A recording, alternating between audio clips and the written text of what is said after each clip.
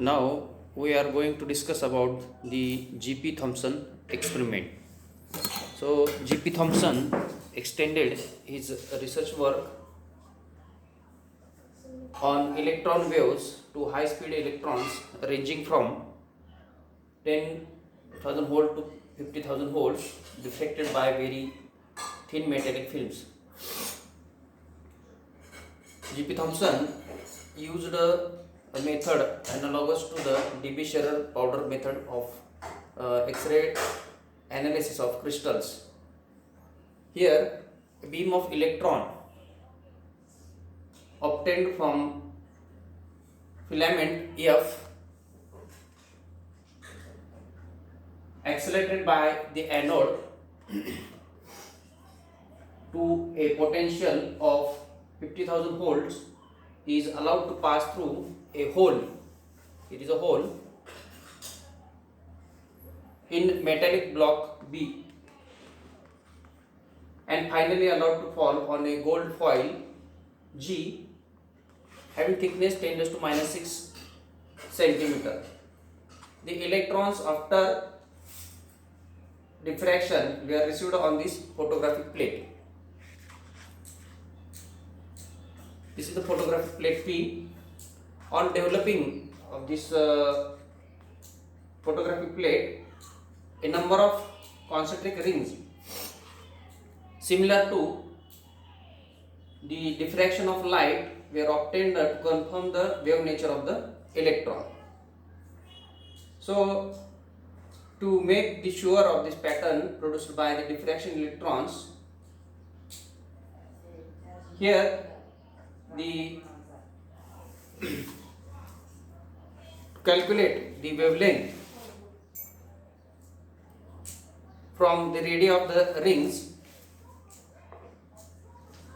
In polycrystalline film, there will be some crystals set at the current angle to give the back diffraction. Here AB is the incident beam passing through the film B, and BP is the direction of the beam which has suffered a Bragg reflection in the same crystal in the film at B. The reflected beam falls at a point P on the photographic plate at a distance R from the central point O. L is the distance of BO from the film to the plate.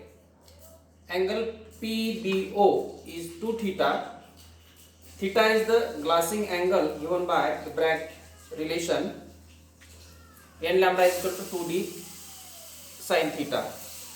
Here R by L, which is equal to tan 2 theta, but theta is very small, so taken as a theta.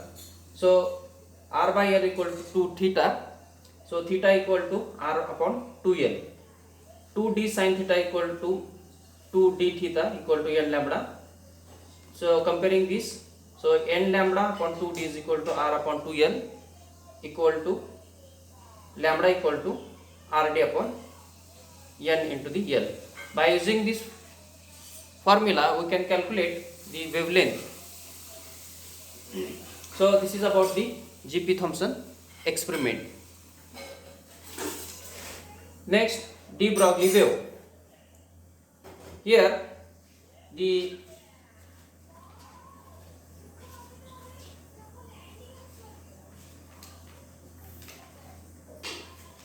photon of light of frequency nu has the momentum P equal to h nu upon c, so which can be expressed in terms of wavelength lambda, P equal to h by lambda.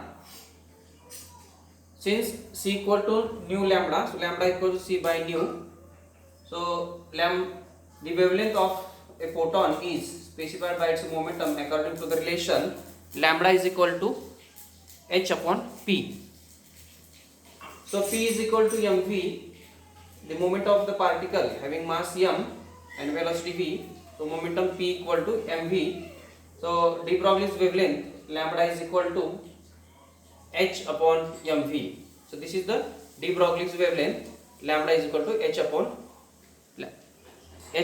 mv, where h is the Planck's constant, m is the mass, v is the velocity. So de Broglie's wavelength, lambda is equal to h upon mv. Next is the de Broglie's wave velocity, which is denoted by the letter omega. So omega is equal to nu lambda, but de Broglie's wavelength, lambda is equal to h upon mv and nu is equal to mc square upon h. So de Broglie's wave velocity omega is equal to c square by v. So de Broglie's wave velocity omega is equal to c square by v.